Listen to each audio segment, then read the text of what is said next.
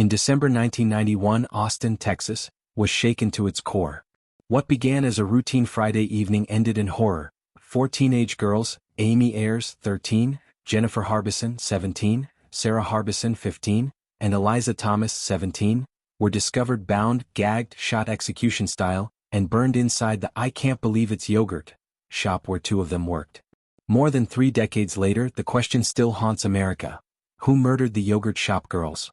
On December 6, 1991, emergency responders arrived at the yogurt shop after reports of a fire.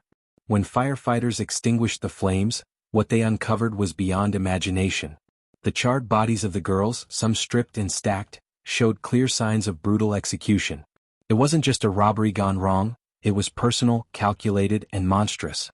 Austin police launched what was, at the time, the largest investigation in the city's history. Multiple suspects were arrested, questioned, and charged over the years, yet no conviction ever stuck. Allegations of police mishandling, false confessions, and ignored evidence plagued the investigation from the start. In 1999, after nearly a decade of stalled progress, law enforcement zeroed in on 2 suspects, Maurice Pierce and Michael Scott. Both men, barely adults themselves when the crime happened, allegedly confessed under pressure during intense interrogations. These confessions, however, later unraveled under scrutiny. No physical evidence linked them to the crime scene. In 2009, the convictions were overturned. DNA testing failed to match any of the suspects, exposing a grave failure in justice. Public trust in the Austin Police Department's handling of the case was shattered. Today, authorities admit that crucial mistakes in the initial hours likely let the real killers escape. The yogurt shop murders weren't just a local tragedy. They embodied America's fear of random violence, the vulnerability of youth, and systemic failures in law enforcement. To this day, the crime's brutality and mystery have kept true crime fans, investigators, and grieving families desperately searching for answers. In July 2025, HBO announced a new 4-part docuseries, The Yogurt Shop Murders, set to premiere August 3rd. It promises never-before-seen evidence, interviews with original detectives, and new forensic insights that could crack the case wide open.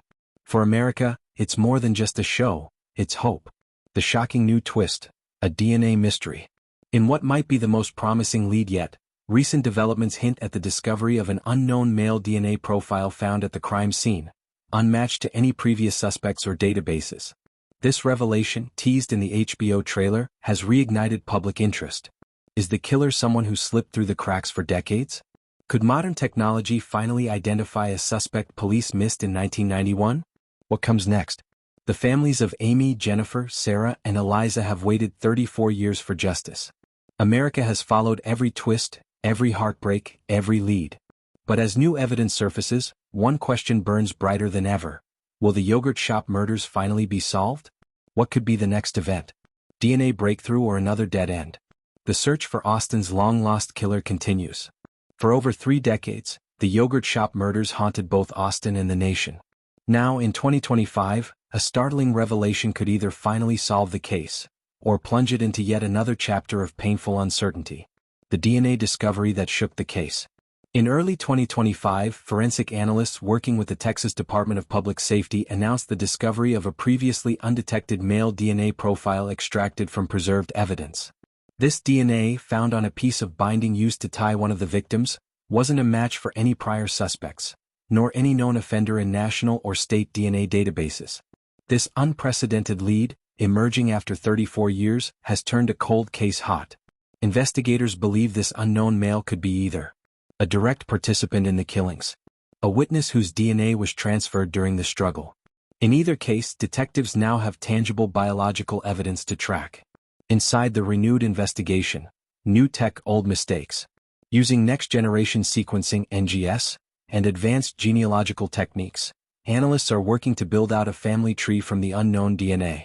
This approach, popularized in other cold cases like the Golden State Killer, allows law enforcement to potentially identify distant relatives and work backward to find the suspect. But there's a problem. Much of the original case evidence was compromised during the chaotic 1991 investigation. Critical items were destroyed, lost, or poorly preserved.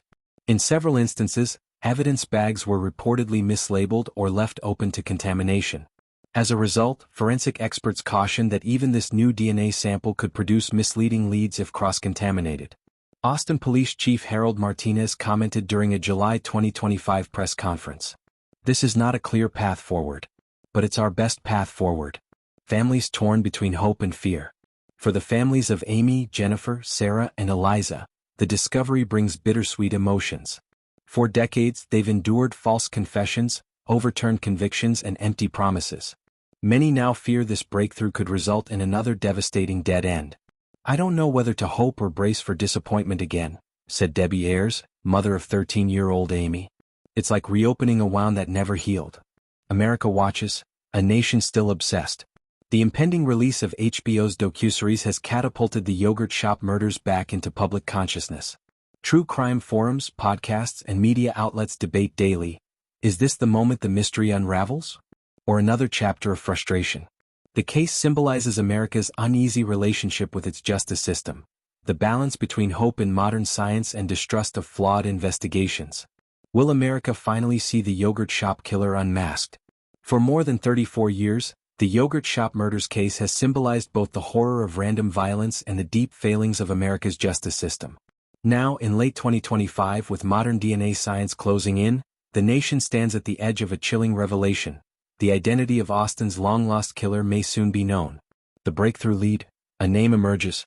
In a confidential law enforcement leak in mid-September 2025, it was revealed that forensic genealogists working with Parabon Nanolabs had successfully identified a familial match tied to the unknown male DNA profile discovered earlier this year. Through a complex family tree reconstruction, investigators narrowed their search to a single surname connected to the unknown genetic material. While officials have kept the actual name from public disclosure, insiders confirmed that a male suspect, now in his late 50s, has been identified as a person of critical interest. Shockingly, this man was never interviewed, fingerprinted, or considered during the original investigation. To be continued? Because this story isn't over. Subscribe now to follow the final pursuit, exclusive updates, and breaking developments as the search for Austin's most wanted ghost continues. Subscribe and turn on notifications. You won't want to miss what happens next.